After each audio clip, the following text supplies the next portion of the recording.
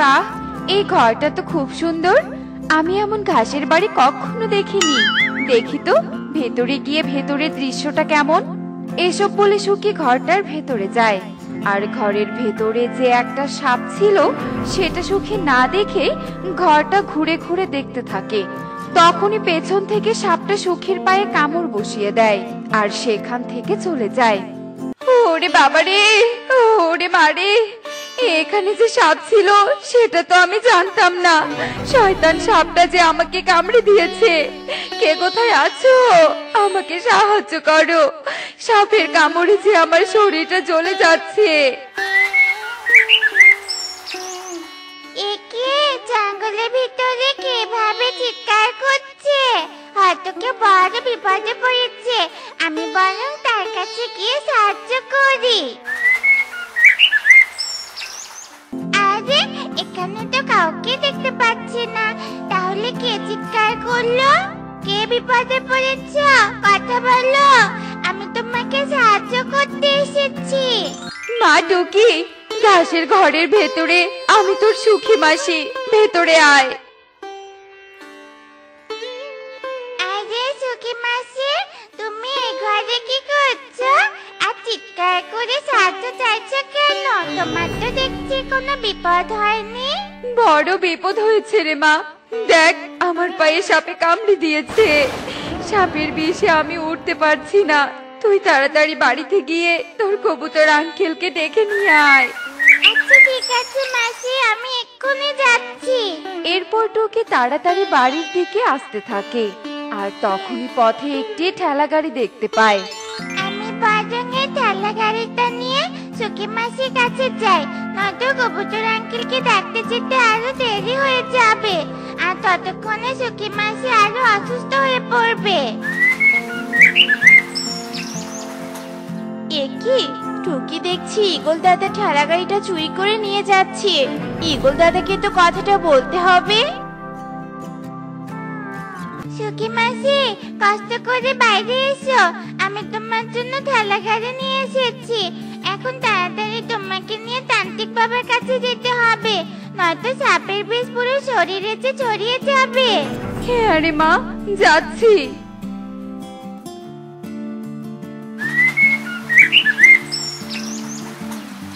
এরপর টুকি সুখীকে নিয়ে তান্ত্রিকের কাছে চলে যায় আর তান্ত্রিককে সব কথা খুলে বলে। চিন্তা করিস না, আমি এক্ষুনি সাপের বিষ নামিয়ে দিচ্ছি। কি ব্যাপার, আজ মেয়েটা এখনো বাড়িতে ফিরছে না কেন? কাকুলি দিদির বাড়িতে গিয়ে দেখি তো কনক বাড়িতে এসেছে কিনা। এরপর টুনি কাকুলির বাড়ির উদ্দেশ্যে রওনা দেয়। আর কিছু দূর যেতেই পথে ঈগলের সাথে দেখা হয়ে যায়। এই টুনি, দাঁড়া দাঁড়া বলছি, তোর বিচার আছে। কি বিচার ঈগল দাদা, বলো দেখি। তোর মেয়ে নাকি আমার ঠেলা গাড়ি চুরি করে নিয়ে গেছে। আজকের মধ্যে ঠেলা গাড়ি বের করে দিয়ে বন ছেড়ে চলে যাবি, নয়তো তোকে চুরির অপবাদে পুলিশে ধরিয়ে দিব। কি বলছো এসব ঈগল দাদা? আমার মেয়ে এমন কাজ করতেই পারে না। তাই এ কথা তোমাকে কে বলেছে শুনি? চোরের মায়ের আবার বড় গলা হয়েছে। তোর মেয়েকে চুরি করতে কাকুলি নিজ চোখে দেখেছে। বিশ্বাস না হলে কাকুলির কাছে গিয়ে শুনে নে। এসব বলে ঈগল সেখান থেকে চলে যায় আর টুনি কাকুলির কাছে চলে যায়। কাকুলি দিদি, ও কাকুলি দিদি, বাড়িতে আছো? কি রে টুনি, মেয়েকে তো ভালো চুরি শিক্ষা দিয়েছিস, তা ঠেলা গাড়িটা কত টাকা বিক্রি করেছিস? তুমি কি সত্যি আমার মেয়েকে চুরি করতে দেখেছো? বিশ্বাস করো, আমি টুকিকে চুরি করতে পাঠাইনি। আমি নিজে না দেখলে কি আর মিথ্যে বললি নাকি? মেয়েকে চুরি করতে পাঠিয়ে আবার মিথ্যে নাটক করছিস। আমাদের বাড়ি থেকে চলে যা। তোর মতো চোর পাখির সঙ্গে কথা না বলাই ভালো। জানি না মেয়েটা কেন যে আজ ঠেলা গাড়ি চুরি করেছে, আর ঠেলা গাড়ি নিয়ে কোথায় বা গেছে সেটাও তো জানি না। তাহলে ওকে কি করে খুঁজে বের করব? তোর শরীরে আর কোনো সাপের বিষ নেই, তবে তোকে যদি সময় মতো আমার কাছে না নিয়ে আসতো তাহলে হয়তো তোকে বাঁচাতেই পারতাম না। এই ছোট্ট পাখিটা অনেক বুদ্ধিমান আর ভালো পাখি, যার জন্য তুই প্রাণ ফিরে পেলি। হ্যাঁ তান্ত্রিক বাবা, আপনি ঠিক বলেছেন। মা টুকি, তোকে অনেক ধন্যবাদ আমার প্রাণ বাঁচানোর জন্য। ধন্যবাদ দিতে হবে না মাসি। আমার মা বলেছে কেউ বিপদে পড়লে তাকে সাহায্য করতে হয়, তাই আমি তোমাকে সাহায্য করেছি।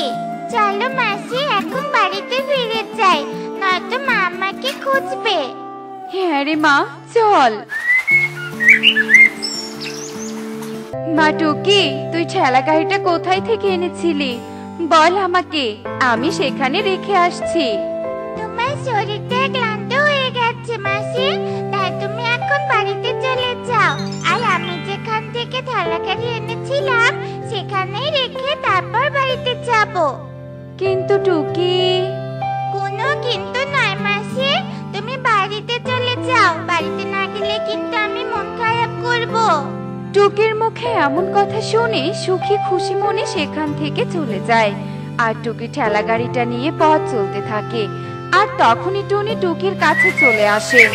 ছি ছি টুকি, আমি তোকে এতদিন এই শিক্ষা দিয়েছিলাম যে অন্যের জিনিস চুরি করিস। তোর মতো চোর মেয়েকে আমার মেয়ে ভাবতে খুব লজ্জা করছে। মা, কি বলছো এসব? আমি তো কিছু বুঝতে পারছি না। তোকে কিচ্ছু বুঝতে হবে না, আমার মান সম্মান সব তো খেয়ে দিয়েছিস।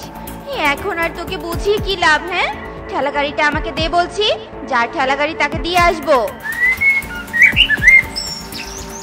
মা ভেবেছে আমি ঠেলাগাড়িটা চুরি করেছি, তাই আমাকে এত কিছু বলছে। বাড়িতে গিয়ে পরে মাকে সবটা খুলে বলবো যে আসল ঘটনাটা কি ছিল। শুধু শুধু তুমি ওই ঘাসের ঘরে ঢুকতে গেছো কেন? আজ যদি টুকি তোমাকে সাহায্য না করতো তাহলে যে আমি তোমাকে হারিয়ে ফেলতাম। আসলে আমি তখন বুঝতে পারিনি কবুতর যে ওই ঘরে সাপ থাকতে পারে। তবে আর কখনো জঙ্গলের কোনো ঘরে ঢুকবো না। কথাটা যেন মনে থাকে। আর টুকি তোমার এত বড় উপকার করেছে, তাই টুকিকে তো কিছু উপহার দিতে হবে। তাই আমি বাজারে গেলাম। হ্যাঁ কবুতর, তুমি তো ভালো কথা মনে করেছো। টুকির পছন্দের সবকিছু কিনে নিয়ে আসবে। দাঁড়াও, আমি সবকিছু লিস্ট করে দিচ্ছি।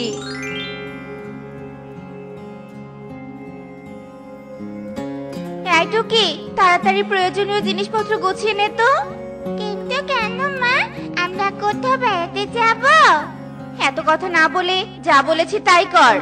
এরপর টুকি আর কোনো কথা না বলে প্রয়োজনীয় জিনিসপত্র গোছাতে থাকে। আর এভাবেই বেশ কিছুক্ষণ কেটে যায়। টুকি আর টুনি তাদের প্রয়োজনীয় জিনিসপত্র নিয়ে পাশের বনের উদ্দেশ্যে বাড়ি থেকে বেরিয়ে পড়ে। আর তখনই কবুতর ও সুখী তাদের কাছে চলে আসে। মা টুকি, দেখ তোর পছন্দের সবকিছু নিয়ে এসেছি। তা টুনি, টুকিকে নিয়ে কোথায় যাচ্ছিস? বন ছেড়ে চলে যাচ্ছি সুখী দিদি।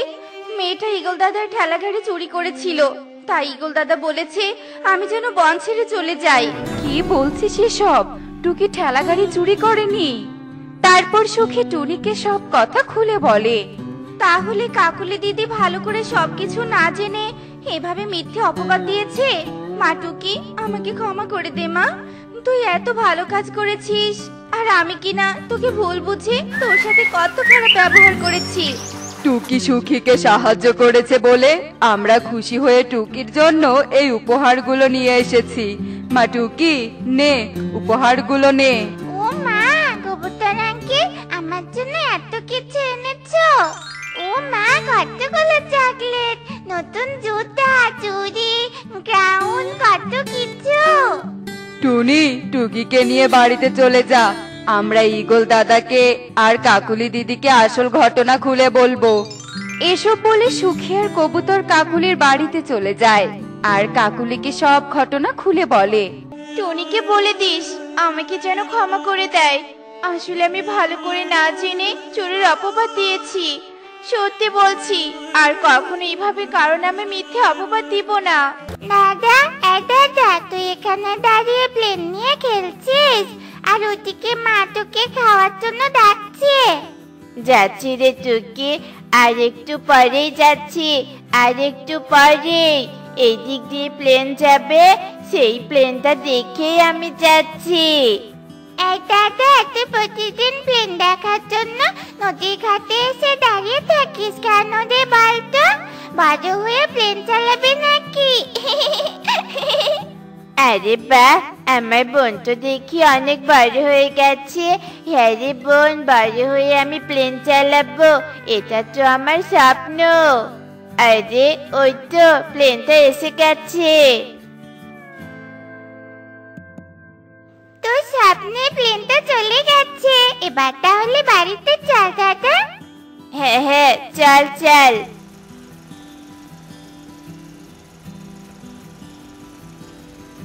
এই নাও টোনা দাদা, তোমার অটোর ভাড়া। অনেক বেলা হয়ে গেছে, যাই বাড়ি থেকে দুপুরের খাবারটা খেয়ে আসি। ইয়ে, বাবা এসেছে, বাবা এসেছে, কি মজা কি মজা। বাবা, ও বাবা, আমার জন্য কি এনেছো? এনেছি রে মা, এনেছি। এই নে তোর চকলেট। আমার জন্য আনুনি বাবা? তুই তো অনেক বড় হয়ে গেছিস রে বাবা, তবুও তোর জন্য আমি চকলেট এনেছি। এই নে, এখন চল সবাই খাবার খেয়ে নেই। দাও টুনি, আমাকেও খেতে দাও। এরপর সবাই মিলে খাবার খেতে থাকে, আর এভাবে দেখতে দেখতে সেই দিন কেটে যায়।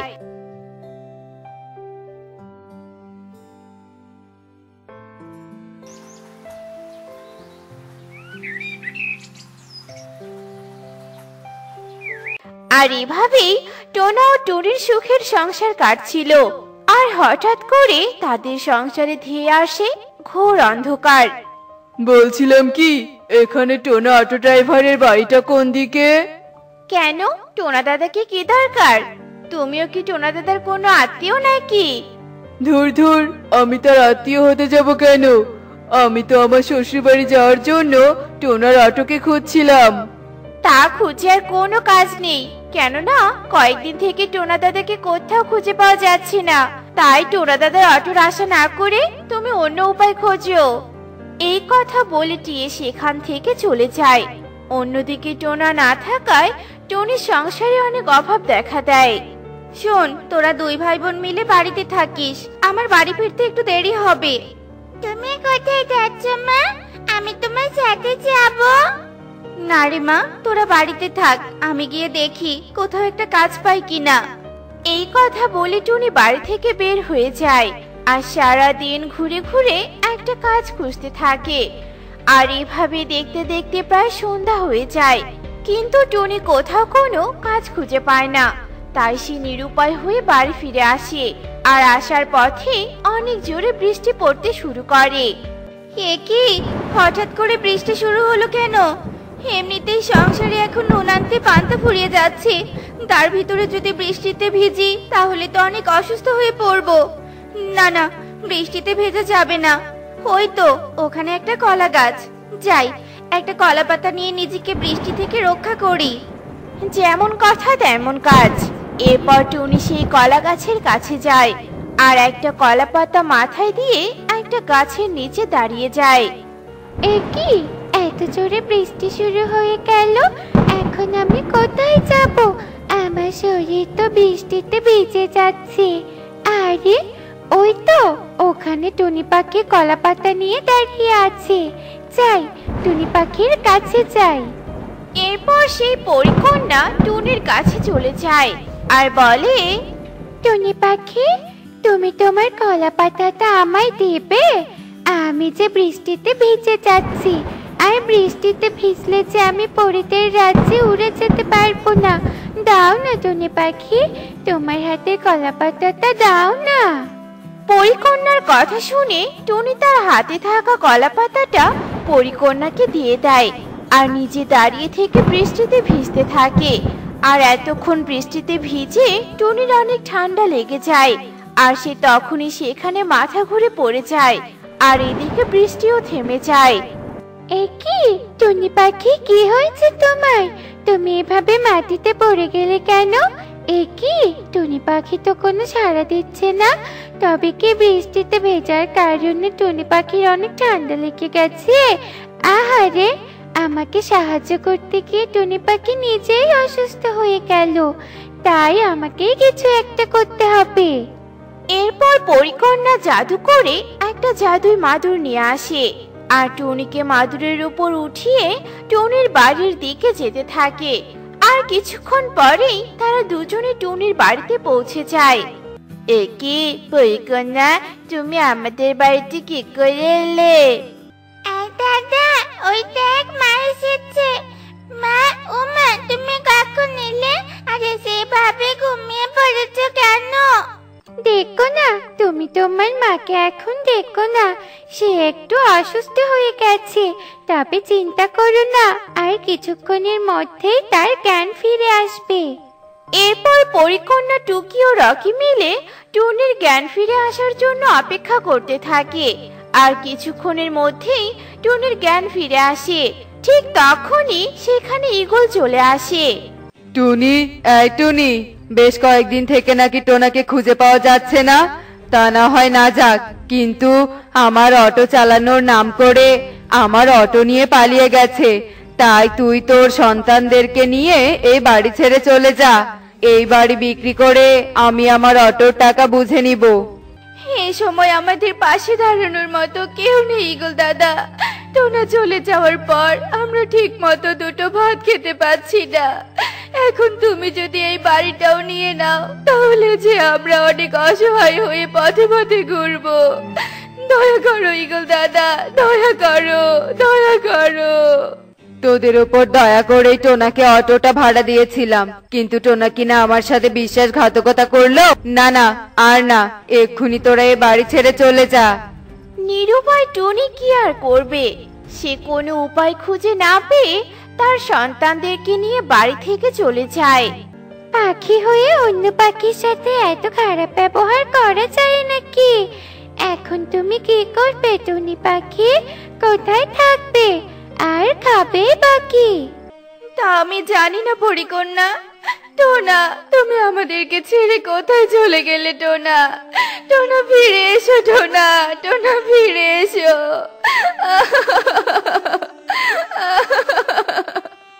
আরে, আমি তো বলেই গিয়েছিলাম, আমি তো আমার জাদুর মাদুরে করে তোমাদেরকে টোনার কাছে নিয়ে যেতে পারবো। এরপর পরিকন্যা জাদু করে তার জাদুই মাদুর নিয়ে আসে আর বলে, ইরিং বিরিং বিরিং চা, যেথায় আছে টোনা পাখি আমাদেরকে সেখানে নিয়ে যা। এরপর সবাই জাদুই মাদুরে উঠে যায় আর জাদুই মাদুর তাদেরকে টোনার কাছে নিয়ে যায়। এই তো আমার টোনার অটো, কিন্তু আমার টোনা কোথায়? এই যে টুনি, আমি এখানে। আমি যে আমার লোভের কারণে একটা ইঁদুর ছানা হয়ে গেছি। তুমি আমাকে মুক্ত করো টুনি, আমাকে মুক্ত করো। একে বাবা, তুমি ইঁদুর ছানা হয়ে গেলে কিভাবে বলো তো? হ্যাঁ টোনা, তুমি কিসের জন্য লোভ করেছিলে? আর কেনই বা লোভ করেছিলে বলো তো?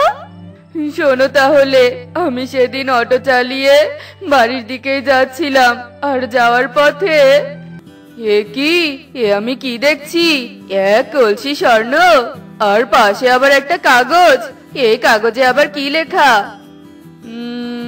তুমি যদি আরো বেশি স্বর্ণ পেতে চাও, তাহলে কলসির পাশে থাকা আপেলটা খেয়ে নাও।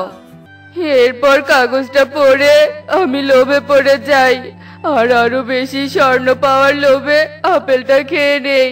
আর আপেলটা খাওয়ার সাথে সাথেই আমি ইঁদুর ছানা হয়ে যাই। আর তখনই আমার সামনে এক দুষ্টু পরী আসে। আরো বেশি স্বর্ণ চাই তোর, তাই না?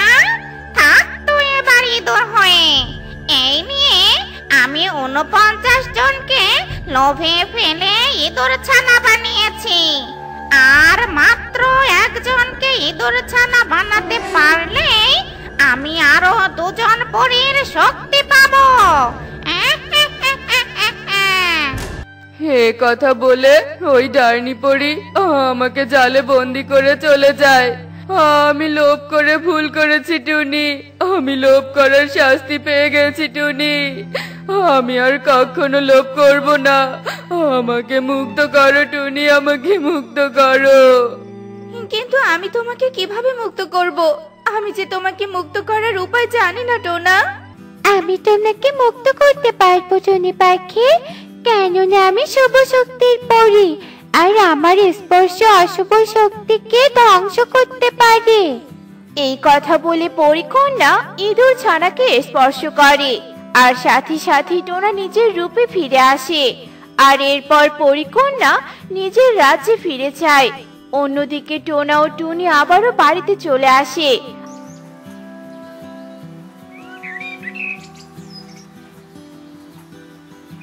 আর ঈগলকে গিয়ে সব কথা খুলে বলে।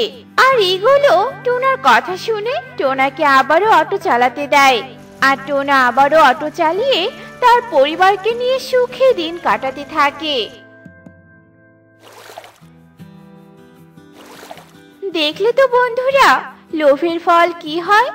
লোভ কখনো ভালো কিছু বয়ে আনে না, লোভ শুধু ধ্বংস বয়ে আনে। তাই আমাদের কখনো লোভ করা উচিত নয়। এমনই সব মজার মজার শিক্ষণীয় টুনি পাখির গল্প দেখতে আমাদের পাশে থেকো। আর গল্পটি কেমন হয়েছে তা কমেন্টে জানাতে ভুলো না কিন্তু। Bye bye.